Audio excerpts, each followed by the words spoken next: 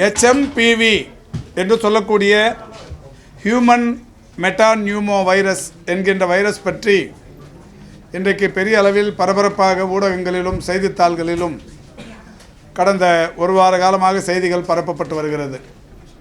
பொதுவாகவே இந்த HMPV virus என்பது இது பரவத் தொடங்கி இருக்கிறது என்று சொன்ன உடனே நம் துறையை சேர்ந்த செயலாளர் உள்ளிட்ட உயர் அலுவலர்கள் சம்பந்தப்பட்ட உலக சுகாதார அமைச்சகம் அலுவலகம் WHO உள்ளிட்ட அலுவலக நிர்வாகங்களோடும் அதேபோல் டெல்லியில் இருக்கிற சுகாதாரத்துறை அமைச்சகத்தோடும் தொடர்ந்து தொடர்பிலேயே இருந்து கொண்டிருக்கிறார்கள்.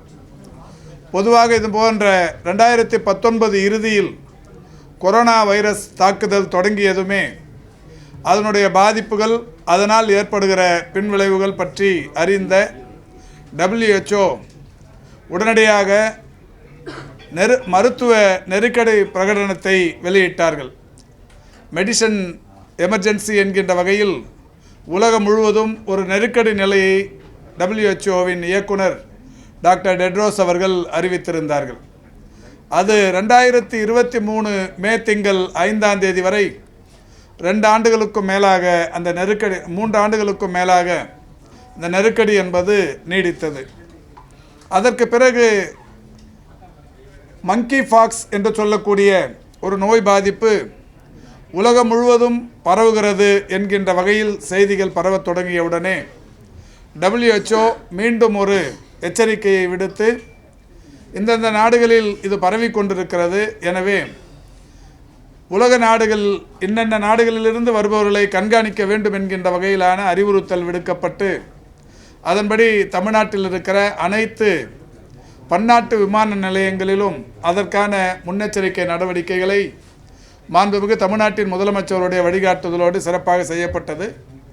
தமிழ்நாட்டில் இருக்கிற சென்னை, மதுரை, திருச்சி, கோவை போன்ற பல்வேறு பன்னாட்டு விமான நிலையங்களை நாங்கள் நேரடியாகவே போய் ஆய்வு செய்து விழிப்புணர்வு பதாகைகள் வைத்து தனி அறைகள் ஏற்பாடு செய்து ஒரு மருத்துவ டீமையும் அங்கே மருத்துவ குழுவையும் அங்கே அமைத்து அதற்கான நடவடிக்கைகள் ஈடுபட்டோம். அதுவுமே ஒன்றுமில்லாமல் ஒரு பிசுபிசுத்த நிலைக்கு சென்று விட்டது. பெரிய அளவிலான பாதிப்பை இந்தியாவில் குறிப்பாக தமிழ்நாட்டில் ஏற்படுத்தவில்லை என்பதை நீங்கள் நன்றாக அறிவீர்கள். இந்த நிலையில் இந்த HMPV என்கின்ற இந்த வைரஸ் பற்றிய செய்தி தொடங்கியவுடனே நாமும் தொடர்ந்து அந்த கண்காணிப்பில் இருந்து கொண்டிருக்கிறோம். இதுவரை WHOவை பொறுத்தவரை இதுபோன்ற ஏதாவது அவசர கால நிலைகளில் அவர்களே அறிவிப்பார்கள். ஒவ்வொரு நாடும் என்னென்ன வகைகளில் இதை கண்காணிக்க வேண்டும், என்னென்ன மாதிரியான நடவடிக்கைகளை எடுக்க வேண்டும் என்று அவர்களே அறிவுறுத்துவார்கள். இதுவரை WHOவின் சார்பில் எந்த விதமான அறிவுறுத்தலும் இல்லை. அதேபோல் ஒன்றிய அரசின் மக்கள் நல்வாழ்வுத்துறையின் சார்பிலும் கூட இது மாதிரியான விளைவுகள் வருகிற போது அனைத்து மாநில அரசுகளுக்கும் குறிப்பாக சுகாதாரத்துறை அமைச்சகங்களுக்கு அவர்கள் ஒரு குறிப்பிட்ட இந்த மாதிரியான விஷயங்களை சொல்லி இந்தந்த வகையில் நாம் பாதுகாப்பு நடவடிக்கைகளை எடுக்க வேண்டும் என்று சொல்வார்கள். அதுவும் கூட நேற்று மாலை வரை இல்லை. நேற்று மாலை நம்முடைய மருத்துவத்துறை செயலாளர் ஒன்றிய அரசு அவர்களின் மூலம் ஒரு கூட்டம் காணொலி வாயிலாக நடத்தப்பட்டது. அந்த காணொலி வாயிலாக நடத்தப்பட்ட கூட்டத்தில் நம்முடைய துறையின் செயலாளர் உள்ளிட்ட DPH போன்ற உயர் அலுவலர்களும் கலந்து கொண்டு அந்த கூட்டத்தில் பங்கேற்றார்கள். டெல்லியிலிருந்தும் அந்த செயலாளர் அவர்கள் பேசுகிற போது பல்வேறு விஷயங்களை எடுத்து சொல்லியிருக்கிறார்கள். இது பதட்டப்பட வேண்டிய அவசியமில்லை, பதட்டப்படுவதற்கான எந்த சூழலும் இதில் இல்லை. இது ஒரு 50 ஆண்டுகளுக்கு முன்னாலேயே பரவிய வைரஸ். 2001 இது முதன்முறையாக கண்டறியப்பட்டிருக்கிறது. 2001க்கு முன்னாலேயும் கூட இது இருந்திருக்கக்கூடும் என்றாலும் இது முதலில் கண்டறியப்பட்டது 2001. எனவே இப்பொழுது நீங்கள் இந்த பிரசன்டேஷனில் பார்த்தீர்கள். இந்த பாதிப்பு வந்தால் ஒரு 3 5 6 நாட்கள் வரை சளி, இருமல் போன்ற சிறிய அளவிலான பாதிப்புகள் இருக்கும். நோய் எதிர்ப்பு சக்தி குறைவாக இருப்பவர்கள், ஏற்கனவே உடல்நலம் குன்றிய நிலையில் பல்வேறு நோய் பாதிப்புகளுக்குள்ளானவர்களுக்கு இந்த வைரஸ் தாக்குதல் ஏற்பட்டால் நுரையீரல் பாதிப்புகள் ஏற்படும் என்று சொல்லப்பட்டிருக்கிறது. அந்த வகையில் அவர்கள் அரசின் சார்பில் ஏற்கனவேயும் கூட இந்த பருவமழை தொடங்குகிற போது வருகிற காய்ச்சல், இருமல் போன்ற அந்த உபாதைகள் இருக்கிற போதே கூட முகக்கவசம் அணிவது, தனிமனித இடைவெளியை கடைபிடிப்பது, பொது இடங்களுக்கு செல்லுகிற போது முகக்கவசங்களை அணிந்து செல்வது மாதிரியான பாதுகாப்பு நடவடிக்கைகளை எடுப்பது என்பது தொடர்ந்து இன்றைக்கு உலகம் முழுவதும் இருந்து வருகிற ஒரு நிலை.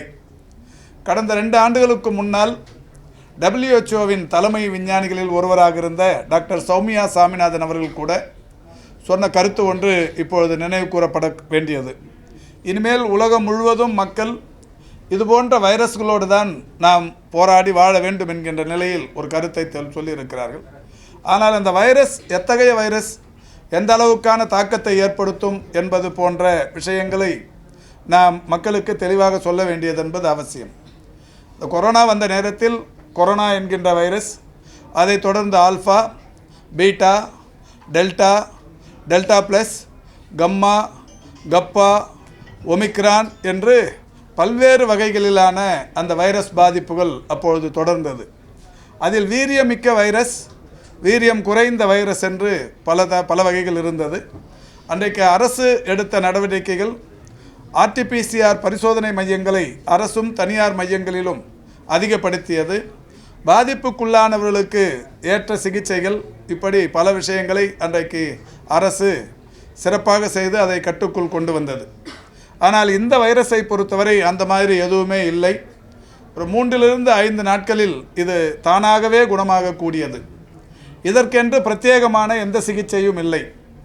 முன்னால் அந்த பாதிப்பு வந்தபோது ரெம்டெசிவிரை தேடி சென்றார்கள். ஆக்சிஜன் வேண்டும் என்கின்ற நிலையில் ICU வார்டுகளை தேடி சென்றார்கள். இப்பொழுது அது மாதிரி எதுவுமே இல்லை.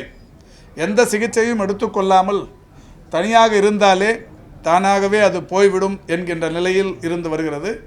இது இன்று நேற்று வந்ததல்ல, தொடர்ந்து 50 ஆண்டுகளாகவே இருந்து வருகிற ஒன்று.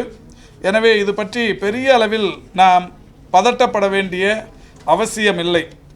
கடந்த 2024ஆம் ஆண்டு டிசம்பர் திங்களில் இந்தியா முழுமைக்கும் கூட இந்த VRDL ஆய்வகங்களின் மூலம் இந்த வைரஸ் பற்றி ஆராய்ச்சி செய்யப்பட்டு அதில் ஒரு 714 பேர்களுக்கு ஆராய்ச்சி செய்யப்பட்டிருக்கிறது. அதில் 9 பேர்களுக்கு இந்தியா முழுமைக்கும் இந்த வைரஸ் பாதிப்புகள் இருப்பது என்பது கண்டறியப்பட்டிருக்கிறது. என்றாலும் இப்பொழுது எல்லோருமே நலமுடன் இருக்கிறார்கள். தமிழ்நாட்டை பொறுத்தவரை சேலத்தில் ஒன்றும் சென்னையில் ஒன்றுமாக இருவருக்கு இந்த வைரஸ் பாதிப்புகள் கண்டறியப்பட்டிருக்கிறது.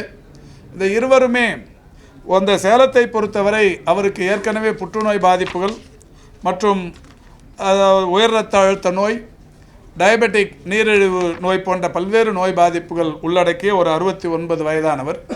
சென்னையை பொறுத்தவரை ஒரு 45 வயது மதிக்கத்தக்க ஒருவருக்கு வந்திருக்கிறது. இருவருமே நலமுடன் இருக்கிறார்கள். நான் தொடக்கத்திலே சொன்னதைப் போல இருமல், சளி அந்த சிறிய அளவிலான பாதிப்புகளுடன் தானாகவே சரியாகக்கூடிய நோய் பாதிப்புகளோடு இருப்பவர்கள் தான். எனவே இது பெரிய அளவில் பதட்டப்பட வேண்டிய சூழல் இல்லை. என்றாலும் இந்த வைரஸ் பற்றிய பெரிய அளவிலான வதந்திகள் இன்றைக்கு மக்களை பெரிய அளவில் அச்சுறுத்தி இருக்கிறது. நேற்றைக்கு நானும் கூட சீனாவிலிருந்து இங்கே தமிழ்நாட்டிலிருந்து மருத்துவம் பயிலச் சென்ற ஒரு மாணவரின் பேட்டியை பார்த்தேன். அவர் காணொளி வாயிலாக சைனாவின் மார்க்கெட் பகுதி, மக்கள் நடமாட்டம் மிகுந்த பகுதிகளை எல்லாம் காட்டி யாரும் பதட்டப்படாமல் பயப்படாமல் சைனாவில் சகஜ வாழ்க்கை வாழ்ந்து கொண்டிருக்கிறார்கள். ஆனால் நம்முடைய தமிழ்நாட்டில் பெரிய அளவில் இது பதட்டப்படுத்தப்பட்டிருக்கிறது என்கின்ற விஷயத்தை அவரும் கூட சொல்லியிருக்கிறார். எனவே இது பெரிய அளவில் பதட்டப்பட வேண்டிய அவசியமில்லை. என்றாலும் இந்த நோய் பாதிப்புகள் என்பது இது காய்ச்சல், இருமல், சளி போன்ற உபாதை உள்ளவர்கள் யார் போய் மருத்துவமனைகளுக்கு அல்லது ஆய்வகங்களுக்கு போய் பரிசோதனை செய்து கொண்டால் ஒரு 10-20 பேரில் யாருக்காவது இந்த மாதிரியான இந்த வைரஸின் தாக்கம் இருக்கக்கூடும். இருந்தாலும் கவலைப்பட வேண்டிய அவசியமில்லை. இது பதட்டப்பட வேண்டிய ஒரு வீரியமிக்க வைரஸ் அல்ல, ஒரு வீரியம் குறைந்த அளவிலான ஒரு வைரஸ் தான். இதை நாம் இது குறித்து கவலைப்படவோ அச்சப்படவோ தேவையில்லை. அதே நேரத்தில் இந்த நோய் பாதிப்பு உள்ளவர்கள், கூடுதலான ஏற்கனவே நோய் பாதிப்பு இருப்பவர்கள் பொதுவெளியில் செல்லுகிற போது பொதுவாகவே ஒரு மருத்துவ நியதி என்பது இப்போது வந்திருக்கிறது. பல நாடுகளில் அது கடைபிடிக்கவும் பட்டு கொண்டிருக்கிறது. ஜப்பான் போன்ற நாடுகளில் சாதாரணமாகவே முகக்கவசம் இல்லாமல் யாரும் நடப்பதே இல்லை. இந்த மாதிரியான நோய் பாதிப்புகள் இருக்கிற நாடுகளில் முகக்கவசங்கள் அணிவதை எல்லோருமே இன்றைக்கு அவர்கள் ஒரு ஊக்குவிக்கப்படுகிறது அந்த நாடுகளில். அந்த வகையில் நாமும் கூட இந்த நோய் பாதிப்பு இருப்பவர்கள், குறிப்பாக இந்த பருவமழையை ஒட்டி வருகிற இந்த நோய் பாதிப்புகளுக்கு இந்த பாதிப்புகள் இருப்பவர்கள் பொதுவெளியில் செல்லுகிற போது முகக்கவசங்களோடு சென்றால் நன்றாக இருக்கும், நல்லது. அதையே தலைப்பு செய்திகளாக்கி தமிழ்நாட்டில் முகக்கவசங்கள் அணிய வேண்டும், அமைச்சர் அறிவுறுத்தல் கட்டளை என்றெல்லாம் செய்திகளை தயவுசெய்து போட்டுவிடாதீர்கள். இந்த நோய் பாதிப்பு இருப்பவர்கள் பொதுவெளியில் செல்லுகிற போது முகக்கவசம் அணிந்து சென்றால் நல்லது. அதேபோல் இந்த நோய் பாதிப்பு இருப்பவர்கள் அடிக்கடி கைகளை சோப்பு போட்டு கழுவிக்கொள்வது, சானிடைஸ் செய்வது, தனிமனித இடைவெளியை கடைபிடிப்பது, அதிக அளவிலான காய்ச்சல், சளி, இருமல் இந்த மாதிரியான பாதிப்புகள், சளி தும்மும் போதோ இருமும் போதோ அதனுடைய நீர் திவலைகள் மற்றவர்கள் மேல் படும். அது எந்த நோயாக இருந்தாலும் மற்றவர்களை தொற்றும். எனவே தொற்று நோய்கள், தொற்றா நோய்களின் பாதிப்புகள் என்பது தொடர்ச்சியாக மனித இனம் உருவான நாளிலிருந்தே இருக்கிறது. அந்த வகையில் நாம் இதிலிருந்து பாதுகாத்து கொள்வதற்கு இந்த முன்னெச்சரிக்கை நடவடிக்கைகள், இந்த முகக்கவசத்தை இந்த நோய் பாதிப்பு இருப்பவர்கள் பொதுவெளிக்கு செல்லுகிற போது அணிந்து செல்வது, அந்த நோய் பாதிப்பு இருப்பவர்கள் மட்டுமல்ல எல்லோருமே கை கழுவுவது என்பது தினந்தோறும் ஒரு நாளைக்கு 4-5 முறை கை கழுவினால் ஒன்றும் எதுவுமே பாதிக்காது. அதனால் எந்த விதமான செலவும் இருக்காது, எந்த விரயமும் உடல் உறுப்புகளில் ஏற்படாது.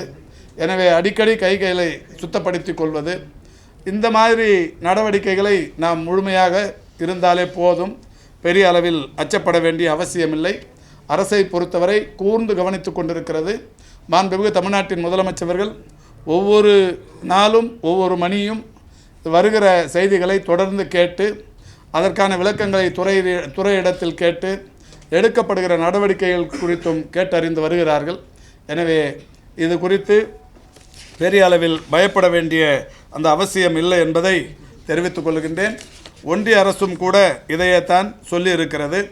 எனவே WHO போன்ற உயர் அமைப்புகள் இது சம்பந்தமாக இதுவரை எந்த கருத்தையும் தெரிவிக்கவில்லை. இது சாதாரண ஒன்றுதான். இது குறித்து அச்சப்பட வேண்டிய அவசியம் இல்லை. என்னம்மா இல்லை, எதுவுமே இது தேவையில்லைன்னும் போது வார்டு தேவையில்லையே.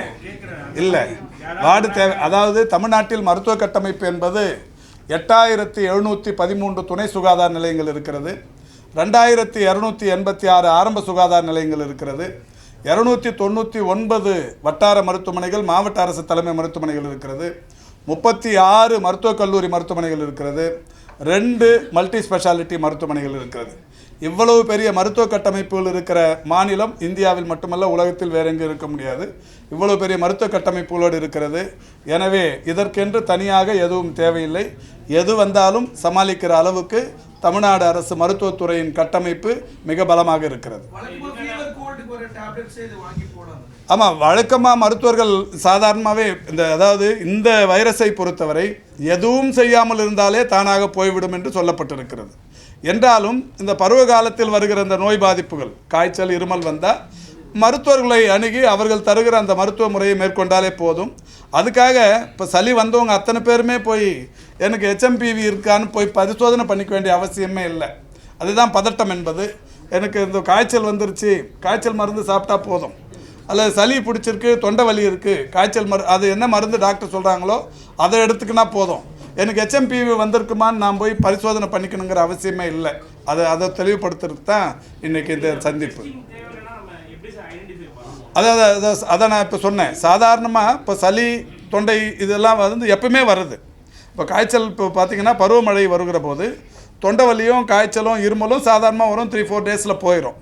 அந்த மாதிரி போகலை, ஏற்கனவே அவருக்கு நிறைய நோய் பாதிப்பு இருக்குது, நீரிழிவு நோய் இருக்குது, உயர் ரத்த அழுத்த நோய் இருக்குது, நிறைய நோய் பாதிப்பு இருக்குது, அவர் எப்படியும் போய் டெஸ்ட் எடுத்துப்பார். டெஸ்ட் எடுத்து தெரிஞ்சிங்கன்னா அதில் என்னென்ன மாதிரியான நோய் பாதிப்புகள் இருக்குன்னு மருத்துவர்கள் பார்த்து மருந்து தருவாங்க. இதுக்குன்னு பிரத்யேக சிகிச்சைகள் ஒன்றும் இல்லைன்ற இல்லை. நோய் பாதிப்பு அதாவது உடலில் நோய் எதிர்ப்பு சக்தி குறைவாக இருக்கிற எல்லாருக்குமே எந்த வைரஸ் வந்தாலும் வரும். அது வீரியமான வைரஸாக இருந்தாலும் வரும், வீரியம் குறைவான வைரஸாக இருந்தாலும் வரும். அதை உடலில் வந்து நோய் எதிர்ப்பு சக்திங்கிறது ரொம்ப அவசியம்.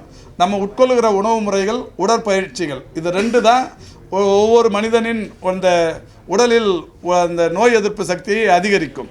இந்த நோய் எதிர்ப்பு சக்தி குறைவாக இருப்பவர்களுக்கு வீரியமிக்க வைரஸாக இருந்தாலும் சரி, வீரியமே இல்லாத வைரஸாக இருந்தாலும் சரி தாக்கும். எனவே அது நம்ம வந்து நம்முடைய அந்த லைஃப் ஸ்டைலை வந்து முழுமையாக மாற்றிக்கிறதுங்கிறது நல்லது.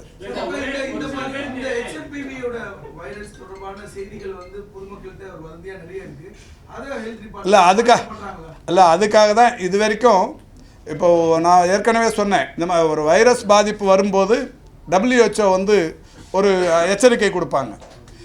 எந்தெந்த நாடு எந்தெந்த மாதிரி பண்ணணும், எங்கே எவ்வளோ பரவி இருக்குது, இதெல்லாம் ஒரு எச்சரிக்கை கொடுப்பாங்க. அதெல்லாம் எதுவும் இல்லை இந்த தடவை.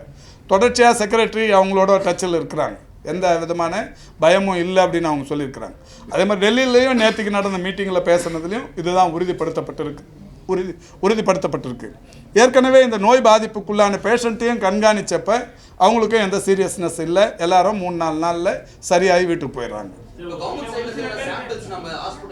இல்லை இப்போ இந்த விஆர்டிஎல் என்கின்ற இந்த ஆராய்ச்சி அமைப்புகள் நிறைய இடத்துல இருக்குது, மருத்துவக் கல்லூரி மருத்துவமனைகள் இருக்குது, இது பரிசோதனை மையங்கள் நிறையா இருக்குது.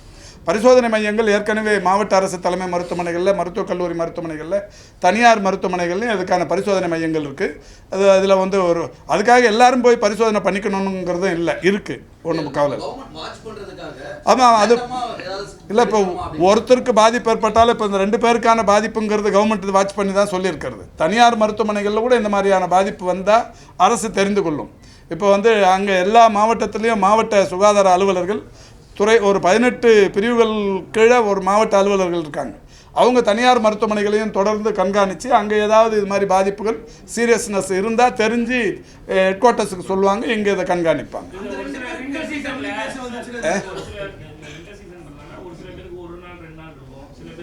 அதிகபட்சமாக ஒரு 3 நாள் 5 நாள் வரைக்கும் இருக்கும்.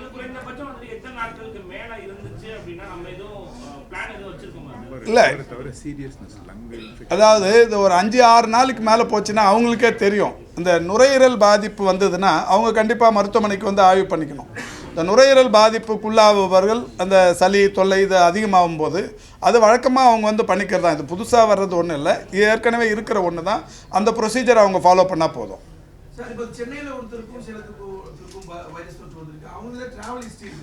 இல்லை அதெல்லாம் ஒன்றும் இல்லை. இதுதான் நான் சொல்கிறேன், இது 50 வருஷமாகவே இருக்குது. 50 வருஷத்துக்கு முன்னாடி ஆகா விமானத்தில் யாரும் போயிருக்க மாட்டாங்க. 50 வருஷத்துக்கு முன்னாடியாக இருக்குது. 2001 இது கண்டறியப்பட்டிருக்கிறது. ட்ராவல் ஹிஸ்ட்ரி அது மாதிரி ஒன்றும் இல்லை. நன்றி.